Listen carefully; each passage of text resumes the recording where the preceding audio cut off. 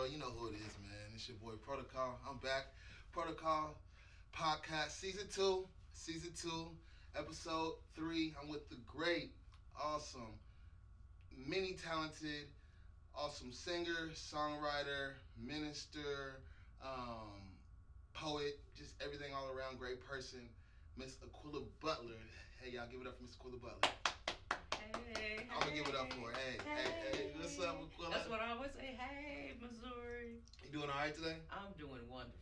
Wonderful. I just want to say thank you for coming out today. I know you got a busy schedule. I know you got things going on, and I know that my podcast is probably not the most appealing thing in your schedule, but you was the most appealing thing on my schedule, so I had to come get you on the podcast, whatever I had to do to get you here. So, all right. Y'all heard that, right? Yeah. So thank you again for being here. Thank you. All right, we're going to just give them a little brief overview of everything, but I want you to tell them exactly where it started at. Where were you born at? Okay. First of all, I just want to say also thank you for sending out the invitation for me to come and be a part of the podcast. I really appreciate it. Absolutely. All right, so where was I born? Where were you born at? I was actually born right here in Boone County. Boone County, what hospital? I think it was Boone Hospital. Boone Hospital, okay. In the Boone County Boone Hospital. Boone County Boone Hospital. Boondocks. Now, I was born in Boone County too. Okay. But I was born at the University Hospital. Okay. You know, March 19th, what? I ain't going to tell you the actual date, but you know what it is. Man, I was born in March 19th. I'm a Pisces. What about you? I'm a Virgo, of course. You a Virgo? The number one sign is the Virgo. What is a Virgo? Let me hear y'all. What is a Virgo? A Virgo is very creative, very organized. They like tasks done and completed. Okay. But they have a heart of gold. Okay. They are patient. They are long-suffering. Oh, if you wow. have them as a friend, you have a friend indeed. I got me a Virgo, y'all. But if you make them an enemy, you had to do something really bad. Okay. Really, really bad. And probably even then, they're still gonna forgive you. Okay. So, me personally, I love all signs, but I still want to know, what is a Virgo? Like, what does the sign mean? What is it? I'm a fish. I'm a Pisces. I'm a fish. A Virgo. You know what? Now you ask me. I just saw it like this lady. I don't lady? know. I never thought about. I know that a birthstone is turquoise. Oh, I don't have my turquoise. Hey, this is my brother calling me from Tampa. They're going through a storm right now. I'm going to answer the phone real quick, see what he's on. My phone would go.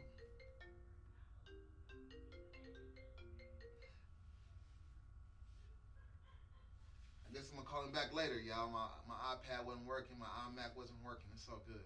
Well, we'll definitely say a prayer for him. We'll definitely say a prayer for Byron. Honestly, man, Byron's been a big influence on my life, a bunch of people's lives around here. He's in the military now. He's actually at a point where he's going to be able to retire in the next few years. He jumped in the military when he was 21, 22 years old, and he's been in ever since. He became a captain in the military. He's done plenty of things. He's always traveling, always deploying and everything. He lives in Tampa now. I've called him a couple times today, and he's calling me back now, and I'm going to call him back as soon as we get off this podcast. But shouts out to Byron, B-Dub, Chuck, Brittany down there, Lil Jude, Lil Jonah. We love y'all. So, yeah. And not only does Byron live down there, so I have a lot of ties in Tampa, okay? We're going to get back to you in a second, but I have a lot of ties in Tampa. My brother lives down there, Byron. My sister, Tisha, she lives down there along with my two nephews, Trey and Isaiah, and then my great nieces and nephew live down there too, so, yeah. Awesome. Yeah. I actually spent some time in Tampa. You been in Tampa before? There's another. I lived there for. You lived in Tampa before? Yeah, I lived there for a bit. I like Tampa. Wow, I actually love Tampa. Now here in December, when we're freezing here in the coats and gloves and boots, it's a great time to be in Tampa. You can be walking in shorts on the beach. Well, I think we might take a trip. Well, maybe. I'm sure take all these cameras and all this equipment and do the Prodacall Podcast and then turn around and do the Good News with Aquilla Podcast on the beach. Okay, speaking about that, Miss Aquilla, let's talk about your good news. We're going to skip off for a little bit, okay? Okay. All right, so he's born in Columbia, Missouri, moved to Mexico, Missouri, right? I grew up in Mexico. Okay, you grew up in Mexico, Missouri. Okay, graduated as a Bulldog, right? Yes. Did you go to college after that? I did. Where'd you go to college at? Then it was called CMSU. Central Missouri State University. And what is that? The Mules? The Mules. Not a very attractive name. I always hated that name. The Mules. I might get in trouble for saying that. They may not invite me to one of the alumni functions, but the Mules. I always thought, well, I can be something more exciting. What is a mule? Isn't it like an offshoot of a horse? Isn't it like a donkey? Or a donkey. Or a ass. Jackass. Unfortunately. Why would you name your... I that's have no idea, story. Right? That's the story. I have no idea. Why would you name your college after a mule? Okay. Anyways, long story short, okay. That's the name of my next album, actually, long story short. That's one of my favorite phrases. But long story short, question for you is, so you went to CMSU. Yes. Then you graduated with a BS. BS, Bachelor's of Science in Broadcasting and Film. Broadcasting and Film. And a minor in Speech Communication. Communications. Yes. Okay, so that is awesome. Okay, first of all, y'all gotta give it up for a woman that was doing that in her time period and making it happen. At that point, man, it was not easy, and it's still not easy. So it's still not easy. So any woman or anybody that's of our color, of our descent, that has all the glass ceilings and barriers, that's able to get through it and even get a degree, I applaud them myself. Well, thank you. You know, would you mind? Could I share a small story with you? Sure, I want to know all the stories. Yes. Well, thank you for the compliment to what you were saying about any man or woman, striving and going up against, sometimes color barriers, sometimes the invisible form of discrimination, but it's subtle, but you still know it's there. Mm-hmm. And certainly it still exists in education. I've been a victim of that. But here's a story that I tell. Thank you for letting me share this, because maybe this sharing the story might encourage some other people out there. Maybe right now you're in college, and you are facing that same thing.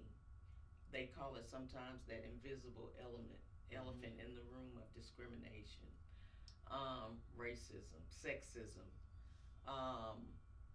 So they still have the PBS station, which is there on campus. And so it was there at the time I was attending.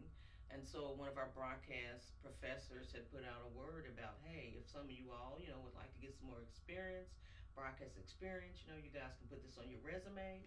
But there was an audition process that you had to go through at that PBS station.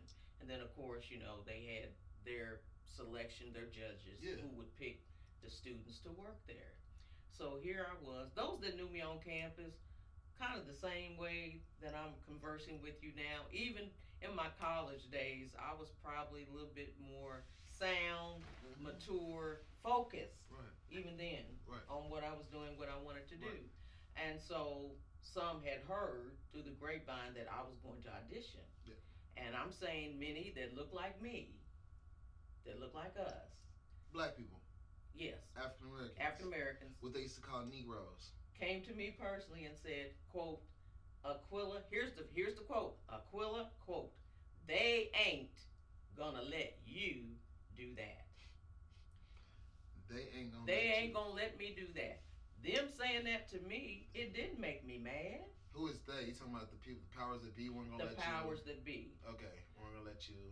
We're not gonna let me do that, meaning they were not gonna let me be on the air. They were not gonna let me have one of those positions. And it wasn't a personal thing. What the translation, you all know what time it is. They were saying they're not gonna let you, as a black woman, as a woman of color, sit in that seat that is designed for the Caucasian female or male.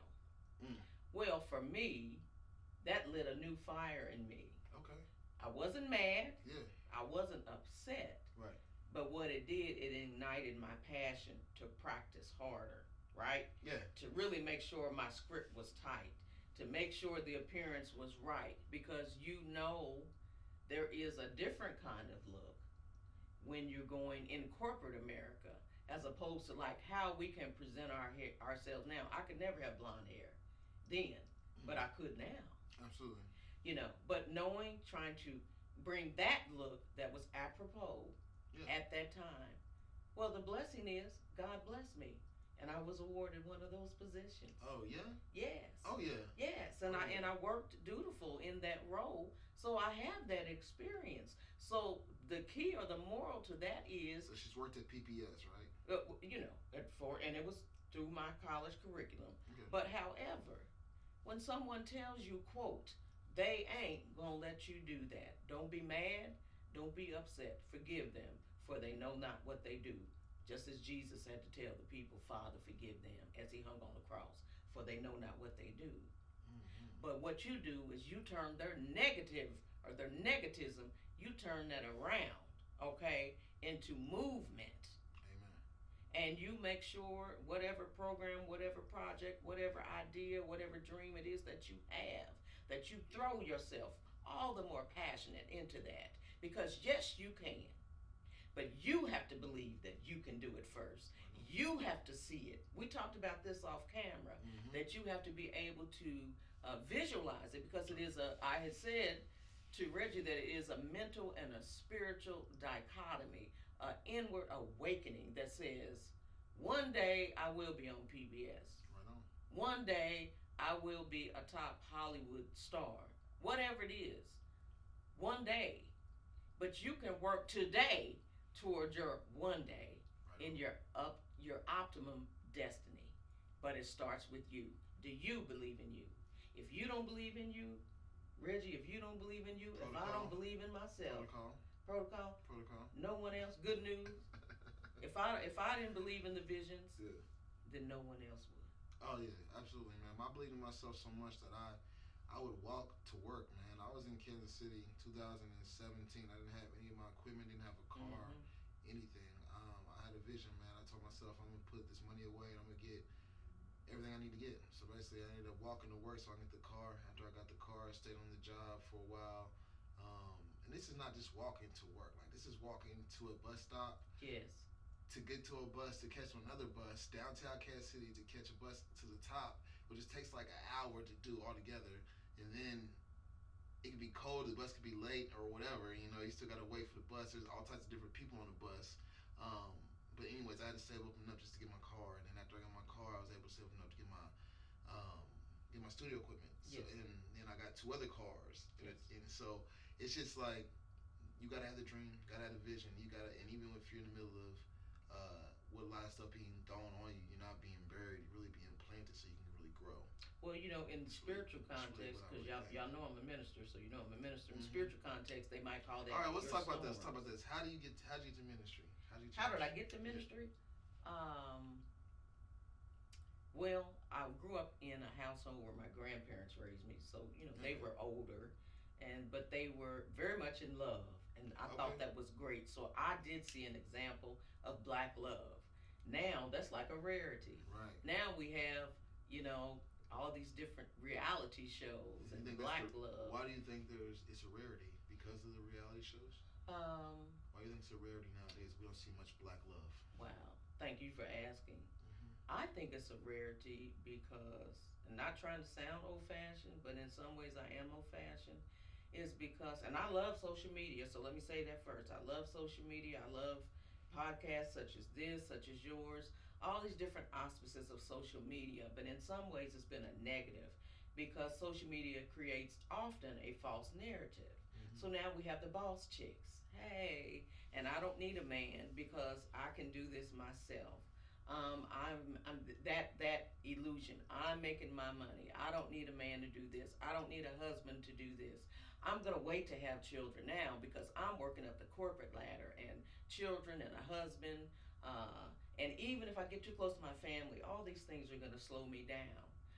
Those are some reason I think you don't see black love. And then society. Society has now taught our black men that it's better to, Lord, I might get in trouble for this, but as you procreate, don't procreate with your wife. Procreate wherever that you can. Lay your seed wherever you can.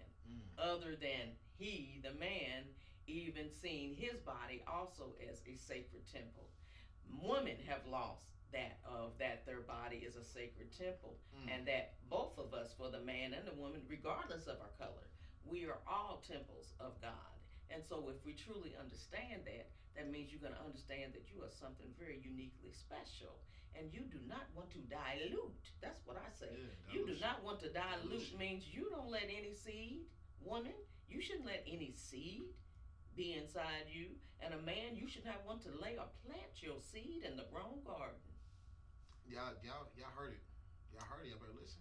I done said quite a bit. That doesn't mean that you can't have a significant other. You know, it doesn't mean any of those things, but it does mean know who you are, women. I did a whole series on that about women. You are worthy. Women, know your worth. Right on. When you know your worth, I promise you, a man is going to respect you for that. Now, even if he doesn't date you, oh well, but he will respect you. So you okay for real? Okay, I hear you. I'm sorry, y'all. He's in touch. I'm just trying to calm the situation a little bit. I'm not touching the pastor, y'all. Sorry, y'all.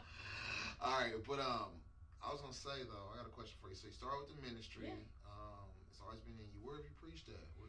Well, again, now when I lived in Oklahoma, I actually had a building. Okay. So I had a building there, where people could come in, and it was also a series of things where we could have meetings. Yeah. We could do radio and TV interviews. So you preached in Oklahoma before? Yes, and what other states have you preached in? Let's see, before? Oklahoma, Knoxville, Tennessee. Okay. I didn't do well. I did a little preaching in Tampa when I was there. So in several different markets, and also my television programming being in these different markets. And that's one thing I wanted to ask you about too. Okay, so you've done it in various states now, and now you've had a television program you're telling me about in various places too. So tell me a little bit about your Good News Network. Okay. Well, before Good News, there was Mo News. Mo News, okay. Some of them might be familiar with Mo News. It was the brainchild of then my late husband, Taju Tubbs, Manly Theodore Tubbs Jr., and myself. So for some, Mo News, they thought it meant like Missouri News. Okay. Then for others, it was kind of like a pun. There was a movie out at that time called like Mo Money. Mo Money. So some people's like, oh, Mo Money, Mo News. So whatever works. Okay, I got you. And we did that for a number of years from 1992 to 1998.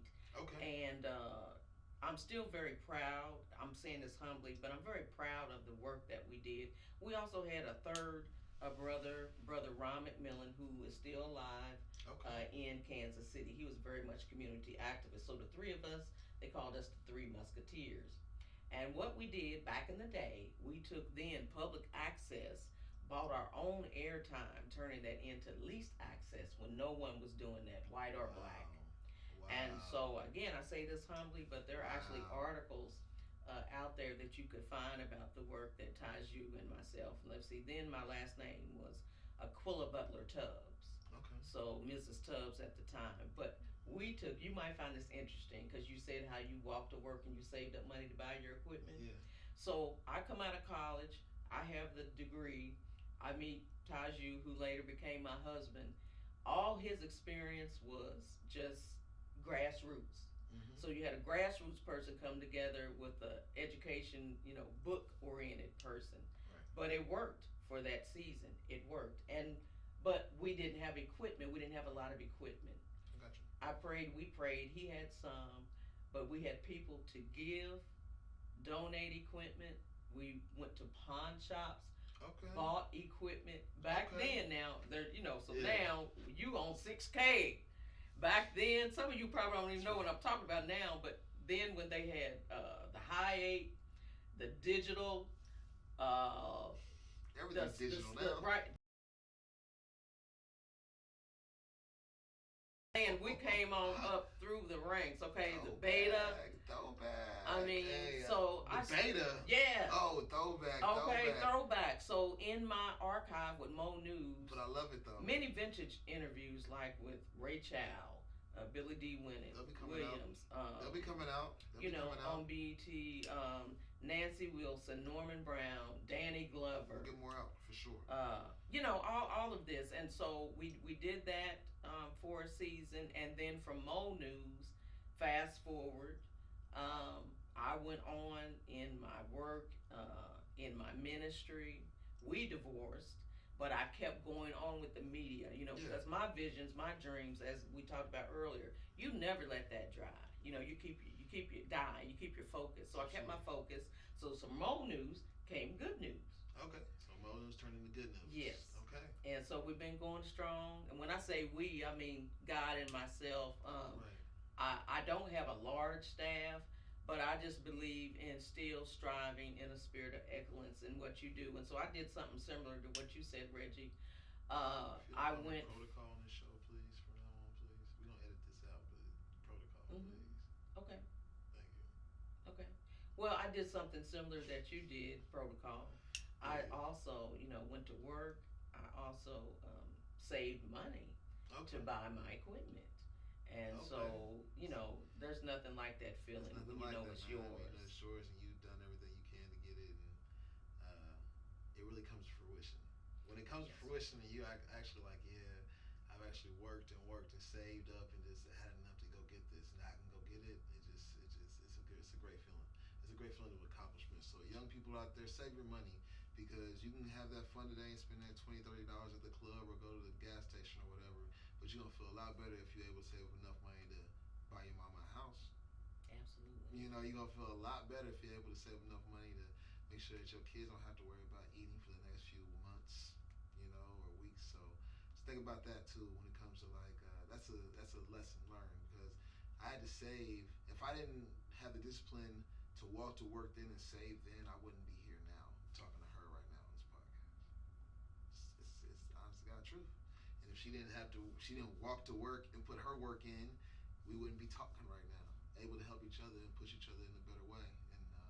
And I got another question for you. Okay, so you have Good News Network.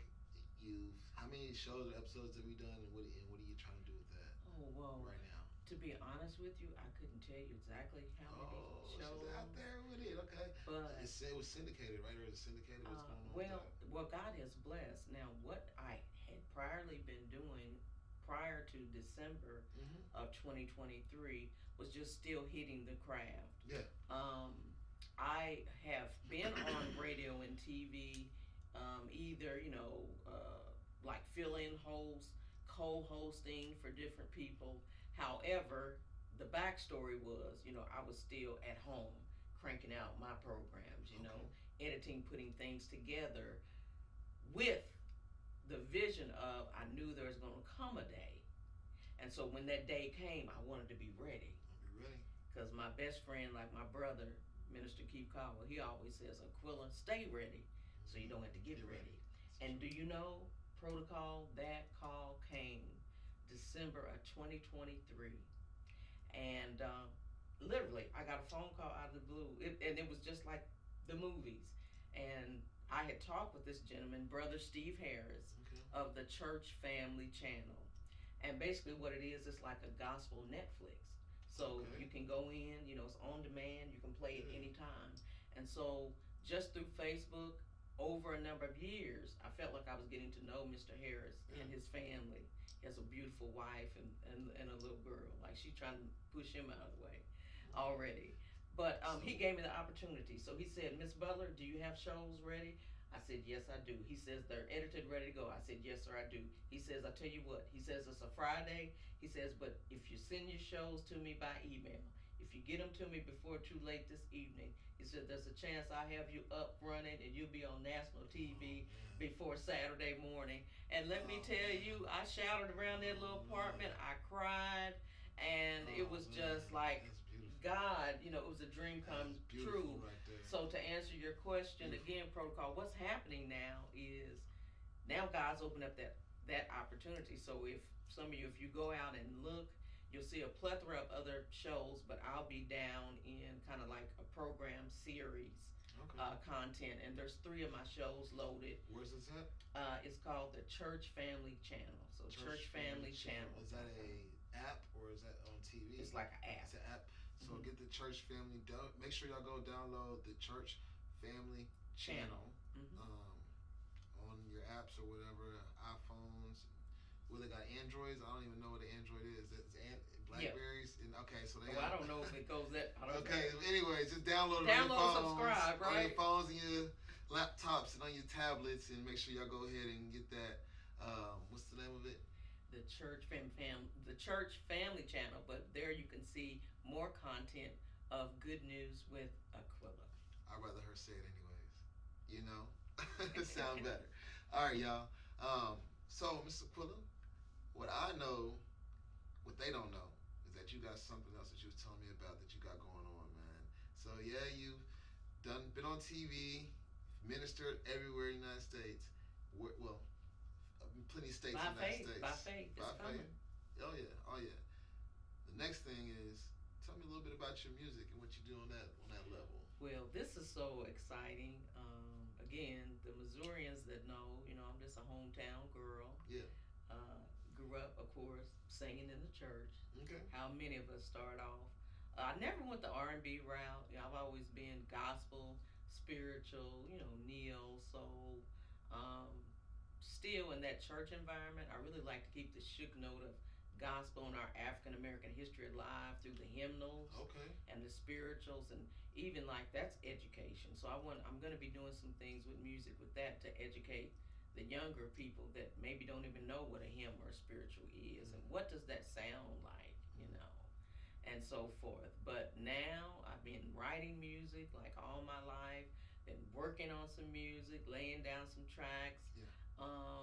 And so going to be, with God's blessing, releasing some of that music soon. Amen. Well, if I can help, which I'm going to try to help, I'm going to make sure we get that good music out here. I could certainly use your help. We're going to do visuals for it. I see visuals. I see all types of promo. We'll make it happen. And I tell you what, and I could start crying, so I don't want to start crying. Don't do that on here. But that makeup ran a little bit. Don't be doing it on my network, girl. Don't do it. Don't do it. Don't do it. Cut down this foot. Don't do it. But I really could though. Seriously. Back to the dreams. You made a comment earlier that sometimes when people have dreams, was that the word? There was another word that you used, that sometimes people might think that you're crazy because you can get so into your craft, so into your visions of, I say God, you might call it a higher spirit, or you might just say yourself, but whatever that is that's pushing you and driving you, that keeps you awake at night sometimes, that won't let you sleep, that sometimes doesn't let you rest when everybody else is cozy and sleeping and it's 3 a.m. in the morning and you up because you got a new idea for a song, or, oh, I need to get up and be writing on this book, or you've got to design a sketch for a new dress. Y'all hear me out there. Somebody is into nail design, and then you just thought about this new nail design, you got to go do it.